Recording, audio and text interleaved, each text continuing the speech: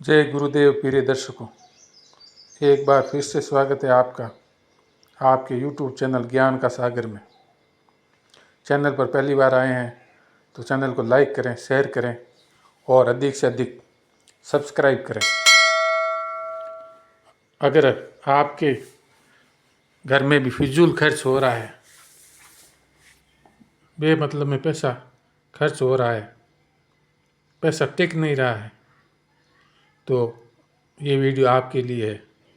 आज गुरुदेव एक ऐसा उपाय बता रहे हैं जिससे आपकी फिजूल खर्ची रुकेगी और घर में धन का स्थायी वास होगा। तो चलिए शुरू करते हैं आज का वीडियो को पूरा देखें। धन्यवाद। आज एक ऐसी बात बताने वाला हूं, अगर इसको आपने समझ लिया तो उसी क्षण से आपके सब समस्याओं का समाधान हो जाएगा। प्रभु पैसा आता ही नहीं है, अगर आ भी जाए तो कोई ना कोई परेशानी में खर्च हो जाता है। कभी कोई बीमार पड़ जाता है, कहीं कोई लफड़ा आ जाता है, फालतू में खर्च हो जाता है। ध्यान रखना, आपके जीवन में चंद्र का बल घटता है तब बिना काम के खर्च चालू हो जाते हैं। हम सोचते हैं कि इस महीने में 20,000 में काम चल जाएगा, उस जगह 40,000 का खर्च हो जाता है। 20,000 बाहर से उधारी लाना पड़ता है। हर घर में कहीं न कहीं बिना काम के फालतू फिजूल खर्चों की परेशानी हर घर में लंबा सा जड़ बना के बैठा हुआ है।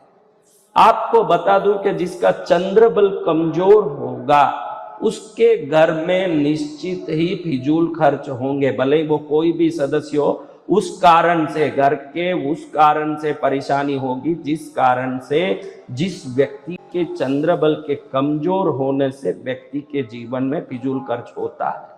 वो कोई भी सदस्य घर में होगा, उसके चंद्र बल की कमजोरी पूरे घर में परेशानी खड़ी करेगी। आप ध्यान रखिए, हमारे शरीर में कहाँ है खर्च का स्थान।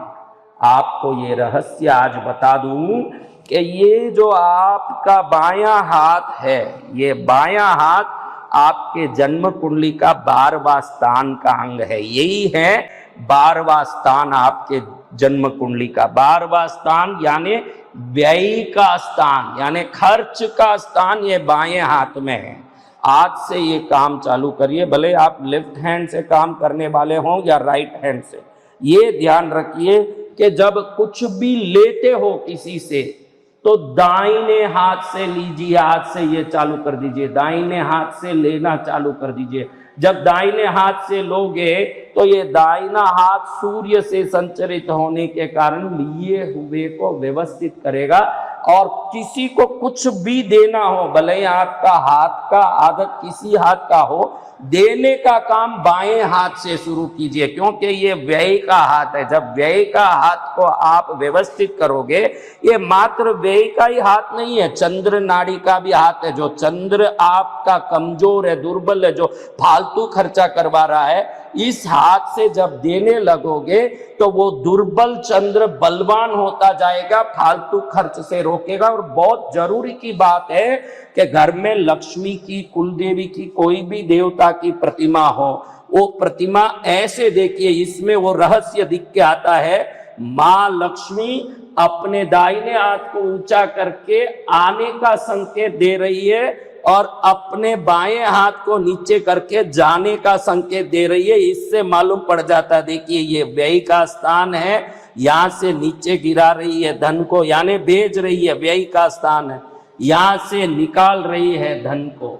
अगर आपके घर में कोई उल्टी प्रतिमा हो, ये हाथ अगर ऐसा हो, तो समझ लेना कि उस घर में निश्चित ही कोई ना कोई धन की परेशानी, पीड़ा, दुख होगी। भले वो लक्ष्मी ना हो, कुल देवी हो, कोई भी देवता हो, जो बाया हाथ उठा के आशीर्वाद दे रहे हो, यानी व्यय को आपके घर में उठा रहे हैं, तो वो देवताओं का स्वरूप घर में निश्चित ही विभिन्न प्रकार के खर्चों को उत्पन्न कर देगा।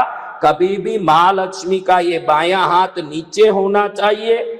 अगर नीचे है तो इधर से पैसा निकल के आपके व्यय को वो अपने धन को देने के कारण रोकेगी और इस हाथ से वैकुंठ से धन को निकाल करके इस हाथ से आपको पहुंचाएगी। इसीलिए इस हाथ में धन का चिन्ह लगा रहता है, यहीं से जिस घर में रहती है वहां धन बरसाती है।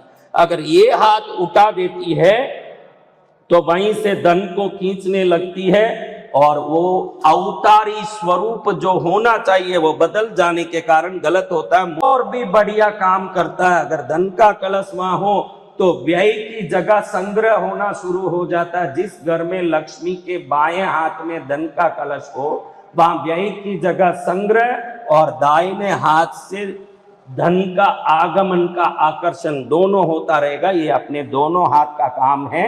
आज से ही अपने बाएं हाथ से किसी को भी कुछ भी दो, बाएं हाथ से दो, जा भाई तू जा, चंद्र एक्टिवेट होगा जो दुर्बल है। और अपने दाहिने हाथ से लेना शुरू करो। अगर आप लेफ्ट हैंड के भी काम करने वाले हो, आप कौन से शरीर के अंग को किस प्रकार एक्टिवेट करते हो, ग्रह वो मायना नहीं रखते हैं। इस हाथ से सूर्य संचरित होगा, इस हाथ से चंद्र संचरित होगा। भले आप लेफ्ट हैंड राइट हैंड से काम करने वाले हो, तो धन लेना हो, कोई वस्तु लेना हो, कभी भी राइट हैंड से ही लीजिए। कुछ भी देना हो लेफ्ट हैंड से ही दीजिए। ये जिसको चंद्र दुर्बल रख रहा है, फालतू खर्चा लग रहा है, उनके लिए है। उपाय सब रोग है, घर में फिजूल खर्च है, परेशानी है, दुख है, पैसा नहीं आता है। पहले तो चेक करो कि अपने देवता की मूर्ति कोई गलत हाथ तो उठा के नहीं बैठ गई। जो व्यय होना चाहिए उसको ऐसे करेगी तो जो पैसा आना था वो जाने लग जाएगा। इसलिए सावधान, मूर्तियों को, फोटो को चेक कर लो कि कहीं बायां हाथ उठा के तो नहीं बैठ गए कोई देवता।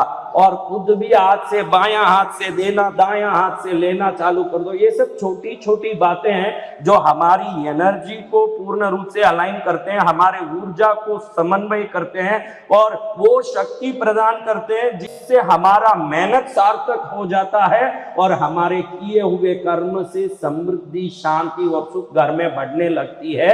छोटा सा काम है, फॉलो कर लो, बहुत बड़ा फायदा उसी क्षण से शुरू हो जाएगा। जय मां महालक्ष्मी जगदम्बा।